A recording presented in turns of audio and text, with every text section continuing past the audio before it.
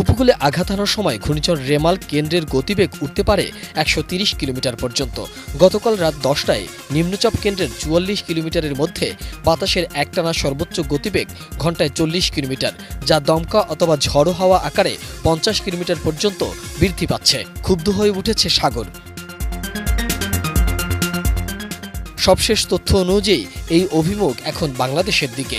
আঘাত হানার সময় ৭-৮ ফুট উচ্চতার জলোচ্ছ্বাস উপকূলভাগ প্লাবিত হতে পারে। উত্তর বঙ্গোপসাগর ও গভীর সাগরে অবস্থানরত মাছ ধরার নৌকা ও ট্রলার সমূহকে পরবর্তী নির্দেশ না দেওয়া পর্যন্ত উপকূলের কাছাকাছি থাকতে বলা হয়েছে। গতকাল রাত থেকে উপকূলভাগে হালকা বৃষ্টি হয়েছে। কোস্টগার্ডের সদস্যরা উপকূলে মাইকিং করে মানুষকে আশ্রয়কেন্দ্রে যেতে বলেছে। বাংলাদেশ পানি উন্নয়ন বোর্ড গতকাল রেমাল বাংলাদেশ উপকূলে আঘাত হানার আশঙ্কার প্রেক্ষিতে পানি ভবনে কন্ট্রোল রুম খুলেছে। আবহাওয়া অধিদপ্তর গতকাল সন্ধ্যায় জানিয়েছে, রোববার সন্ধ্যায় এই ঘূর্ণিঝড় রেমাল বাংলাদেশের উপকূলে আঘাত হানতে পারে।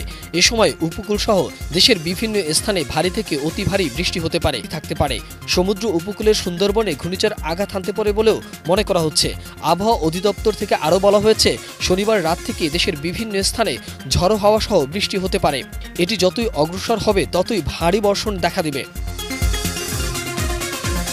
আবহাওয়া অধিদপ্তর জানিয়েছে, নিম্নচাপটি উত্তর পূর্ব দিকে অগ্রসর হচ্ছে এবং আজ শনিবার সকালের মধ্যে ঘনীভূত হয়ে ঘূর্ণিঝড়ের রূপ নিতে পারে। সন্ধ্যার মধ্যে এটি প্রবল ঘূর্ণিঝড়ের আকার নিতে পারে। আরও উত্তরে অগ্রসর হয়ে আগামীকাল সন্ধ্যার পরে মধ্যরাতে আঘাত হানার আশঙ্কা স্থলভাগে। পশ্চিমবঙ্গের ২৪ পরগনা জেলা থেকে শুরু করে বাংলাদেশের স্থলভাগে আঘাত করার প্রবল সম্ভাবনা দেখা যাচ্ছে রোববার সকাল ৬টা থেকে সোমবার ২৭ মে দুপুর ১২টার মধ্যে। ভারত